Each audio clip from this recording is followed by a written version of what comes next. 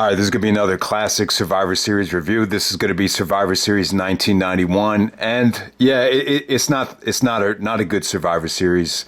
Maybe I fucked up by choosing to review this, but since I sat through the whole show, I'm going to review it anyway. But this is a very historic Survivor Series because of the Undertaker and Hulk Hogan match. I mean, this is where the Undertaker won his first WWE Championship. So historically, it does hold up from a certain standpoint. But what I don't like about the show is they really just kind of used it to set up this Tuesday in Texas pay-per-view, which would happen, I guess later on that week. I actually do have, a special memory of the show. I actually did order this show on pay-per-view, and it was very lonely because, my friend that I used to watch the pay-per-views with at the time, very young, I think I was in like first grade or something like that. He actually ended up, breaking his leg wrestling. So I just remember just watching this show by myself.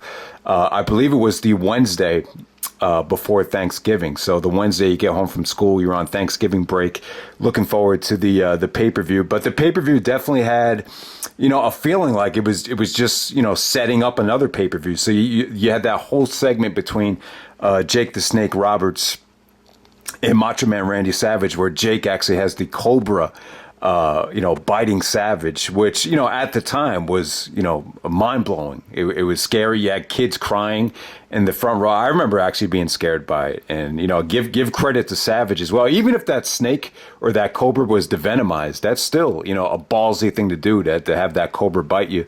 But yeah, they were setting up Savage versus Jake Roberts, which I think in retrospect should have been saved for WrestleMania, considering that the how hot that ankle was. And then on top of that, they, after the Taker and Hogan match happened, which was, I think one of the reasons they had it in the middle of the show was so they could take enough time to promote the rematch for a Tuesday in Texas. And, there's actually a lot of controversial stuff that has been said about the Undertaker Hogan match, especially since Undertaker's been, doing all these interviews. So maybe this was a good idea to review. I don't know. We'll see how it comes out. So the first match tonight, you had the Mountie, Ric Flair's team. So this is Flair's team versus Piper's team. There's a ton of history between Flair and Piper, going back to the, early NWA days. If anyone has the Ric Flair Ultimate Collection, I believe there's actually a like a DVD bonus feature where you have Piper and Flair actually doing like a shoot amateur wrestling match, if anyone does remember that. But you had the Mountie, Ric Flair, the $1 Million Man Ted DiBiase, and the jacked up Warlord, who actually looks like Stone Cold Steve Austin on steroids, taking on Bret Hart, the British Bulldog, Roddy Piper, and Virgil, Virgil. God, tremendous amount of talent in this match. I mean, you got Flair going up against Bret. You got British Bulldog in there. You got Flair versus Piper. I'll tell you, Flair and Piper went at it like they had a ton of history. There was a ton of tension there. Flair and Piper, the way they were booking this, the intensity and the feeling kind of gave you that this could have, dragged on to WrestleMania. Bret and Flair went at it a little bit, but not as much as you would have liked to. The ending here was monumentally disappointing, but Flair was great. He was selling his ass off for everybody. He was doing the Flair bumps, the getting tossed off the top rope. Your vintage Flair stuff, dirtiest player in the game, all that stuff. Bulldog looked great. The Mountie in this match was. There was definitely some awkward stuff here, like where he was trying to tag, and for some reason he didn't tag anybody. That was kind of weird. I thought Virgil was in the match a little bit too much, considering you have Bret Hart out there. I thought Virgil really, was kind of overused in this match to a degree. Him and DiBiase kind of went into a house show routine throughout a lot of the match. But yeah, I mean, Flair was great, but the ending to this match was just really anticlimactic. Basically, everyone starts like brawling on the outside. Then they disqualify everybody in the match except Flair, so Flair could get his heat. So Flair ended up being the sole survivor because everyone got DQ'd. The match definitely had its moments. Probably the match of the night, but yeah, that ending. I mean, when you envision what this match could have been, like if it came down to Flair versus Bret, especially with all the animosity, between them, it was just a missed opportunity. And I thought you just had too much of Virgil and DiBiase. I felt like that feud has already kind of died down by that point. So, all right. So next up, we had Hacksaw Jim Duggan, Sergeant Slaughter, the Texas Tornado, and Tito Santana taking on the Berzerker, Colonel Mustafa, Hercules, and Skinner. With this match right here, you had all four baby faces surviving and not getting pinned. That was cool. I mean, Tito Santana looked incredible. I mean, give Santana credit. At the time, he was called El Matador. This guy was almost as good as Ricky Steamboat. I have to say, he looked awesome. Kerry Von Erich, the Texas Tornado.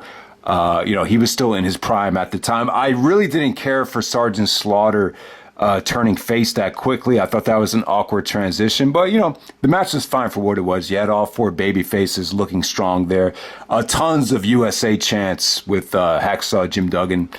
All right, so next up we have Undertaker taking on Hulk Hogan for the WWF Championship. So Ric Flair was heavily involved in this match.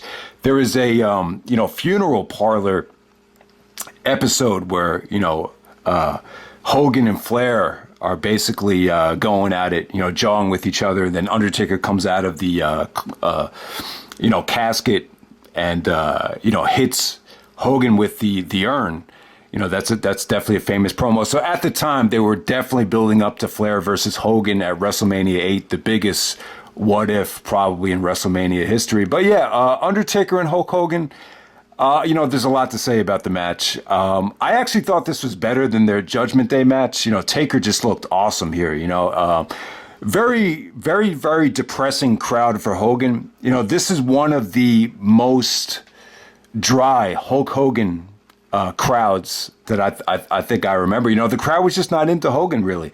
They were definitely lukewarm towards him. There was a spot in the match where Taker did a flying lariat that actually got a babyface pop. So yeah, Hogan was really not that over in the match. There was a lot of the match really consisted of Taker. When Taker first started out as a heel, he would do like a lot of chokeholds. Like he would just kind of take the guy by the throat, and his eyes would just turn white, and he'd be choking the guy out. So that was pretty crazy. But a lot to say about the match though. Hogan. Apparently went up to Undertaker, said, "Be careful with my neck, be careful with my neck." And then, when Taker did the tombstone on the chair, they actually came out to kind of console Hogan. Hogan actually was like, "Oh, brother, you hurt me." So there's a lot of controversy here. Now, clearly, this is one of the worst looking tombstones I've ever heard. Clearly, Hogan did not hurt his head, but he was complaining that Taker brought like kind of wrapped him up too tight on the way down, and he said that he suffered some pain because Taker brought him down too tight. So I don't know, man. There's definitely some mixed feelings on this. I definitely don't think Taker is lying about this. Basically Taker insinuated that Hogan kind of used Undertaker not being safe is a way to get the title back for Tuesday in Texas. So yeah, I wasn't a big fan of Hogan winning the belt back at Tuesday in Texas, but I don't know. I don't know. To Hogan's credit though, I know Hogan's had a pretty bad, fall from grace. I mean, it's almost like OJ like in terms of just the way like everybody's turned on him, especially with the whole racism thing. But, to Hogan's credit, though, maybe at that time he just wasn't comfortable taking that kind of bump with his neck. That is possible. Earlier on that day, he actually visited him. They're in Detroit, right? This is the Pontiac Silverdome, the home of WrestleMania 3. So it's kind of ironic that Hogan got such a lukewarm reaction. But they did talk about how he visited a Detroit Lions football player that had just gotten paralyzed. So maybe that played into it. Who knows? But it just seemed like Taker kind of had the, being a rookie. This is Taker's first year in the business. This is the 1 year anniversary of Undertaker debuting at Survivor Series, and he wins the WWF Championship. I just don't see the point of giving Taker the belt and then taking it right off of him. it was kind of weird the way they did it. Maybe you just want to make a huge star, but clearly they were still planning towards Hogan and Flair at WrestleMania. You know, Flair actually comes out, distracts the referee, you know, assists Undertaker with the chair, and then, you know, Taker does the power driver to Hogan on the chair. So that's how Taker won the belt. And I mean, the fan support for Undertaker was actually quite underrated here. It was somewhat of a split crowd, to be completely honest with you. All right, so next up we had the Nasty Boys and the Beverly Brothers taking on the Bushwackers and the Rockers with Shawn Michaels and Marty Jannetty. All right, so with this match right here, you know, this was just about, you know, establishing the tension between Marty and Shawn. This is where you finally saw dissension between them. You know, the match, you know, it's funny, you know, I was going to say, you know, why would you put these guys in such a weird position where they had to follow the WWF Championship match? I don't really think they cared about the reaction to this match because, you know, the whole point is to establish Shawn as a heel down the road. So it really didn't need like a monstrous babyface reaction. So in the match, you know, Shawn was really kind of booked like a showboat. You know, he was actually doing high spots. This is the first time I think you saw him pull out a super kick. And, you know, he actually got eliminated because Marty actually, you know, he picked up one of the Nasty Boys and accidentally hit Shawn in the face. And then you saw the angry young man, Shawn Michaels, come out. He's just, you know, screaming at Marty. He's like, "What did you do? What did you do?" And then he pushes Marty. He says, come on, finish the match." So you saw the tension between Shawn and Marty there. And it was about time. I feel like Shawn, you know, really, you know, could have been better utilized at the time. I mean, he definitely was, he looked great. You know, I would say that 1991 Shawn Michaels was probably a lot better than 1993 Shawn Michaels. He just looked in better shape. He definitely had a lot to give. You know, it was just time. You know, Marty and Shawn had a great run, but yeah, you know, the match went severely long. But you know, this was all about establishing, you know, the split between Marty and Shawn. I thought they did a great job of it, even though the match it felt like it dragged forever. But sometimes you want to have that match drag to tell the story of dissension. So I get that. Also, you have Big Boss Man and the Legion of Doom, Hawk and Animal. Rest in peace to Animal. I believe both Hawk and Animal are both passed away at this point. So yeah, man, that's crazy.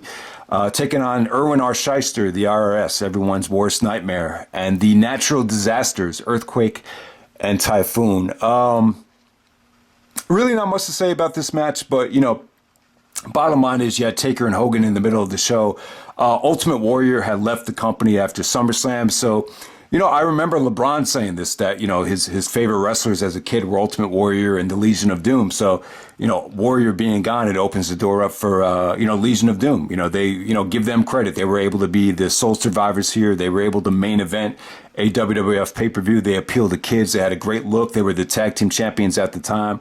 You know, really not much to say about it. But then, you know, they were able to close the show in, you know, which is difficult to do, I would say, at that time, especially following Hogan. You know, Big Boss Man actually got eliminated and made sure that the IRS did not escape.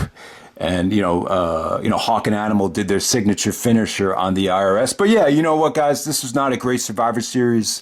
You know, most people, there's a lot of negative feelings on the Undertaker Hogan thing, especially with the whole Hogan selling of the tombstone. It really did look like Hogan got hurt after it, though, considering how many people came out there. But when you watch it back, you know, I agree with Taker. There's no way Hogan got hurt in terms of him actually hitting his head on that chair. I mean, there's absolutely no way, you know. But, you know, to Hogan's credit, though, maybe he just felt uncomfortable taking the move. Who knows? Most people seem to be on Undertaker's side about that. And, you know, this was all about setting up Tuesday in Texas. I don't know why you would, you know, use Survivor Series, which is, you know, one of the biggest events of the year, just to set up some, you know, bogus little pay-per-view on the side. The only thing I'm thinking is maybe the economy.